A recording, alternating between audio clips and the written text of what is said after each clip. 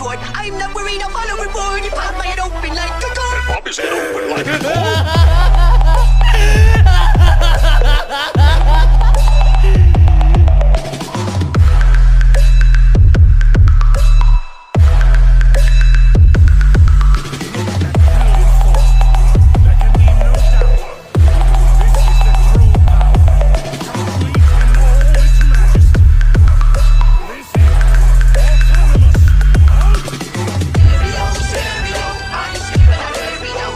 इस एपिसोड के स्टार्टिंग में हम ये जान पाते हैं कि जो इकरिस है उसने दोनों ही ज़ेनों को यहाँ पर काफ़ी हद तक बेहोश करके रखा है। इस पॉइंट पर इकरिस ने लूसिफ को भी नहीं छोड़ा। लूसिफ काफ़ी ज़्यादा पावरफुल है, पर ग्रैंड प्रीस्ट ने उसे भी चेन से बांध रखा है और अब लूसिफ काफ़ी हद तक बेहोश है और पूरी जगह पर अब इकरिस की एनर्जी की लीक हो रही है।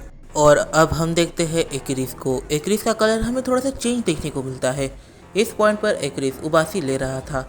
वो कहता है वाकई में ये सब काफ़ी ज़्यादा बोरिंग है। मुझे लगा था कि ये गॉड थोड़ा बहुत तो ज़्यादा पावरफुल होगा, ये दो मिलकर भी कुछ भी नहीं कर पाए। तभी इकरिस एकदम से ग्रैंड प्रीस्ट लूसिफ की तरफ बढ़ने लग जाता है।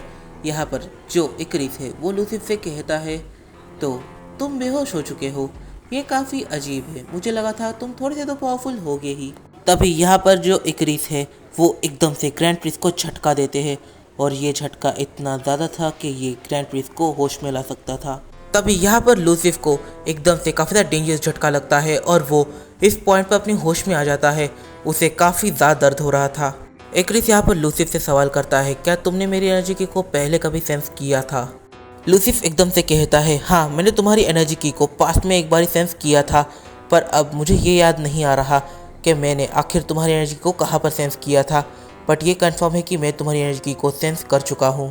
तो चलो मैं तुम्हें याद दिलाता हूँ कि आखिर मेरी शक्ति को तुमने कहाँ महसूस किया था। और तभी इकरिस एकदम से लूसिफ को पास्ट की चीज़ें दिखाने लग जाता है।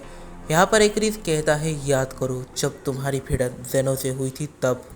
इस बैटल में तुमने अपने आप को इतना ज़्यादा घायल कर लिया था कि अब तुम्हारा ज़ेनों के सामने कोई चांस ही नहीं बन रहा था और तुम्हें बैटलफील्ड से भागना पड़ गया।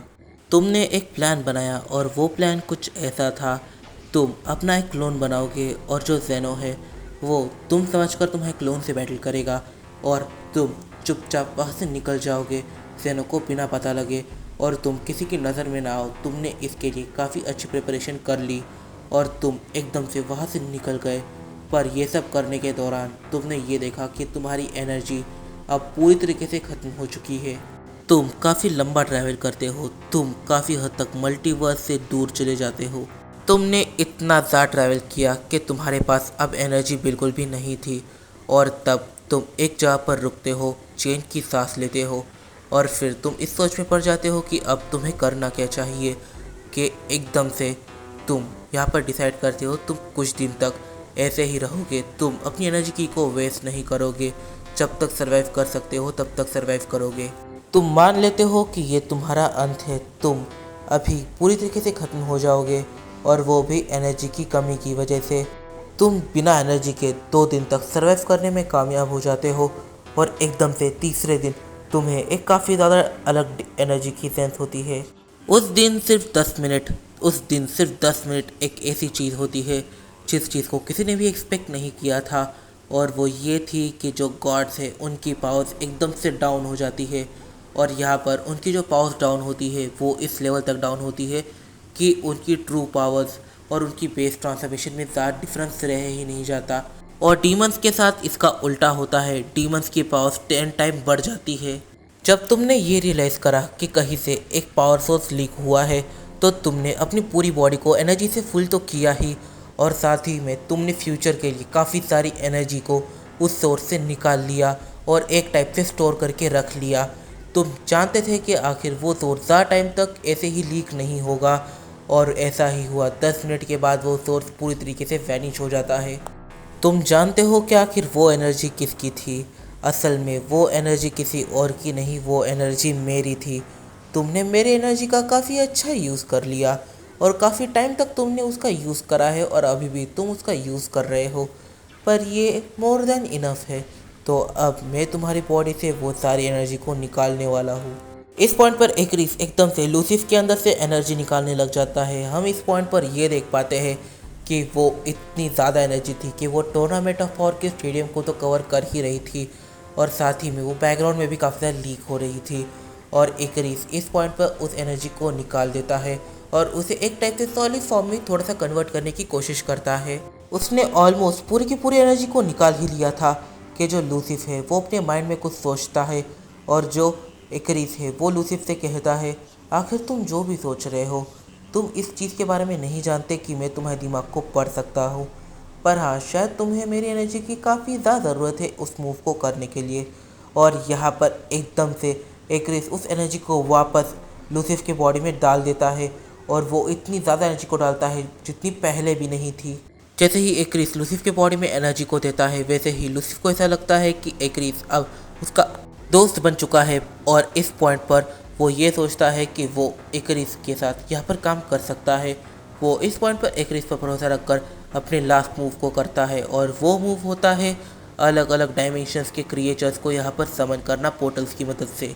इस पॉइंट पर सीन शिफ्ट होता है, हम देखते हैं विडल को और एंड्रॉयड 18 को।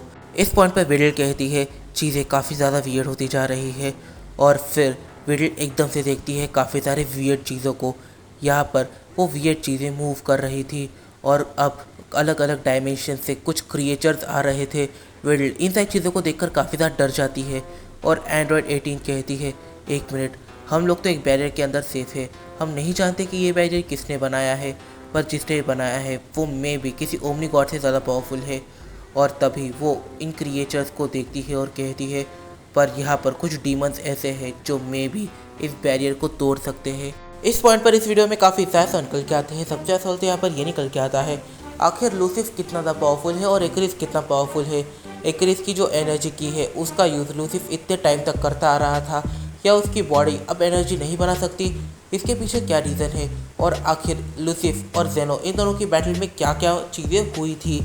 इस पॉइंट पर इस वीडियो में काफ़ी सारे सवाल निकल के आते हैं, तो इन सारे सवालों के जवाब हम जानेंगे अपने आने वाले कुछ वीडियो में। तब तक के लिए बाय बाय।